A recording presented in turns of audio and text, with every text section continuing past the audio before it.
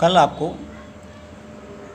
ये पढ़ाया था home coming, like a stray dog that has lost his master. एक आवारा कुत्ते की तरह, जैसे उसके मालिक ने उसे निकाल दिया हो। इसके आगे से for a boy of 14 his own home is the only paradise. 14 साल के एक लड़के के लिए उसका घर ही उसका स्वर्ग होता है। To live in a strange house with strange people is little sort of torture.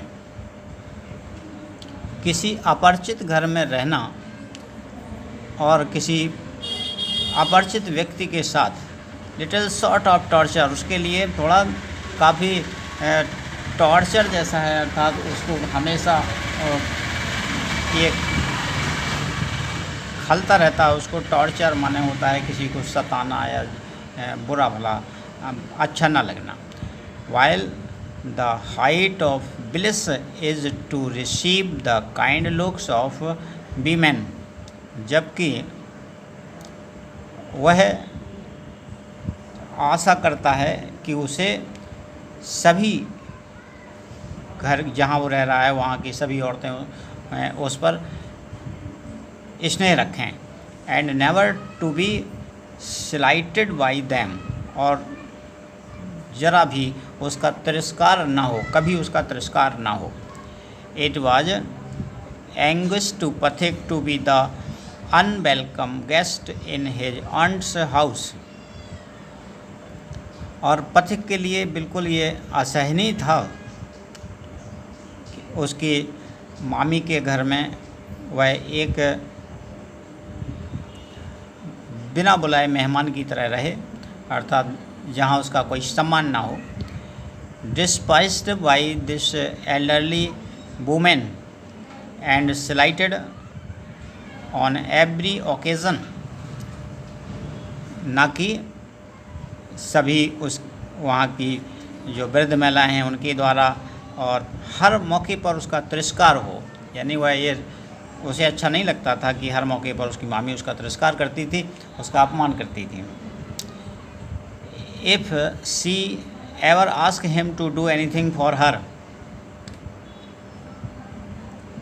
कभी कभार यदि उसकी मामी उससे कुछ काम करने के लिए कहती,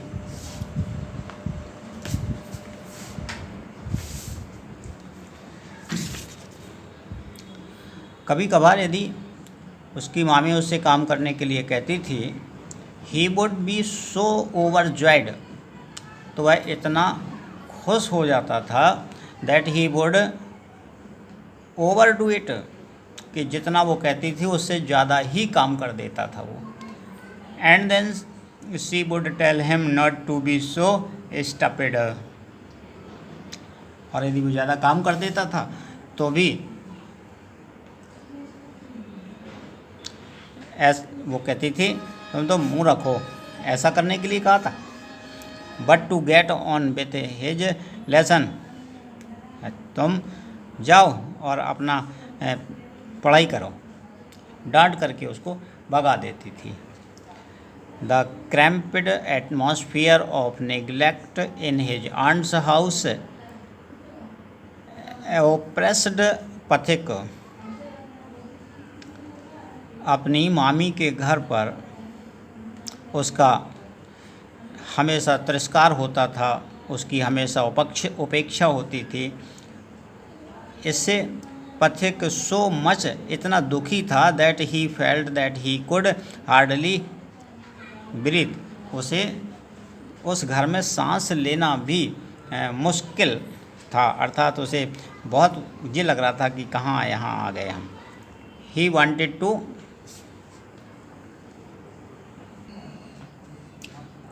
wanted to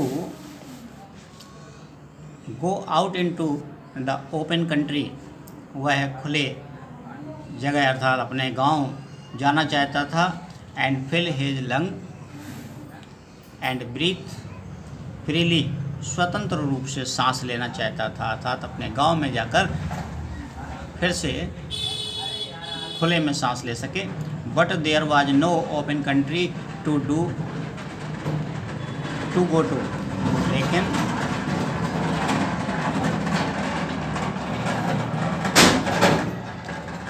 लेकिन यहाँ पर उसके लिए कोई भी खुली जगह नहीं थी। Surrounded on all sides by Calcutta houses and walls, चारों ओर कलकत्ता में ऊंचे ऊंचे मकान, ऊंची ऊंची दीवारें। He would dream night after night to his village home, वह रात में सपना देखता था कि अपने गांव जा सके। And long to be back there, और बिल्कुल वहीं जाने के लिए हमेशा सोचता रहता था कि कब वापस जाए। He remembered the glorious meadow where he used to fly his kite all day long.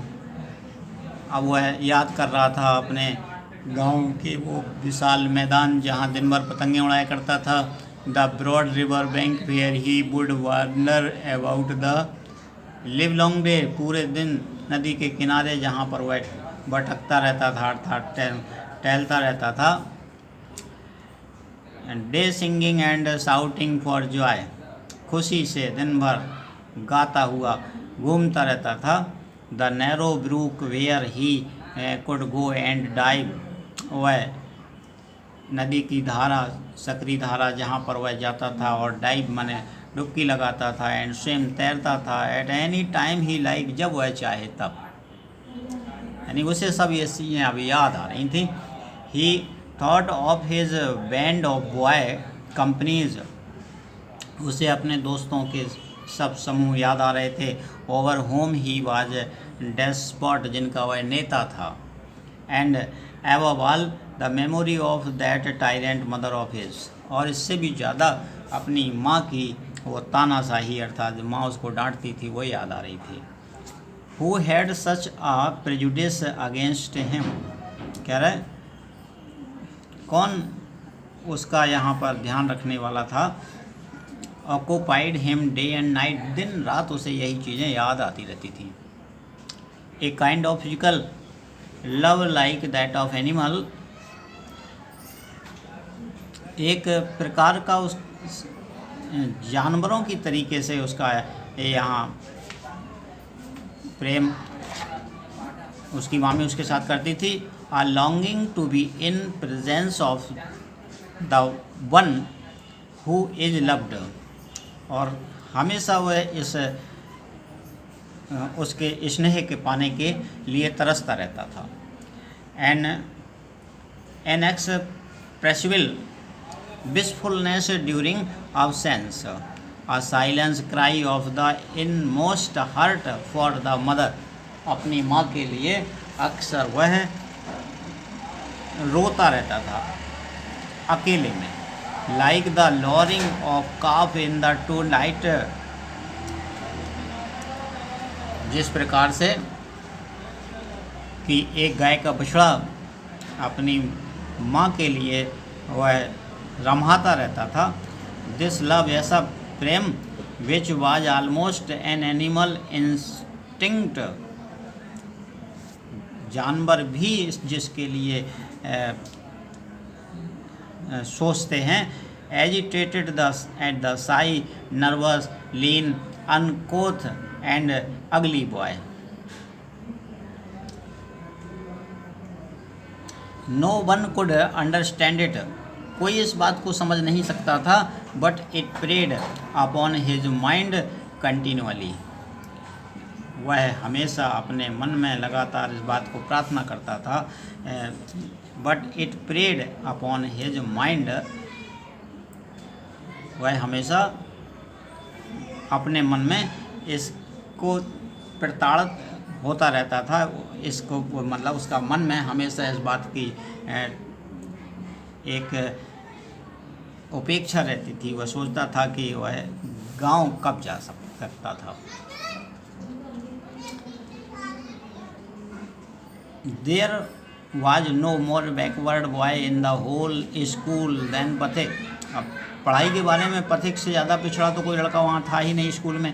He gaped and remained silent when the teacher asked him a question. जब भी टीचर कोई उससे क्वेश्चन पूछता था तो वह चुपचाप रह जाता था। And like an overladen ass patiently suffered all the blows that comes down on his back. और टीचर उसे मारते थे, सजा देते थे, वो चुपचाप एक लदे हुए गधे की तरह वह सब सहन कर लेता था।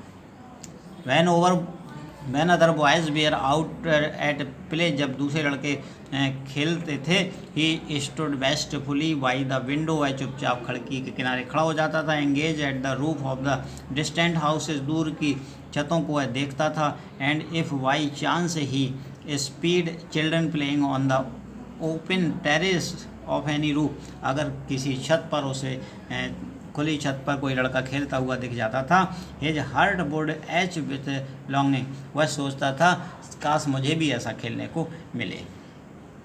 इसके आगे कल यहाँ तक ये आप लोग रीडिंग करिए, इसके बाद एक्सप्लेनेशन करवाया जाएगा।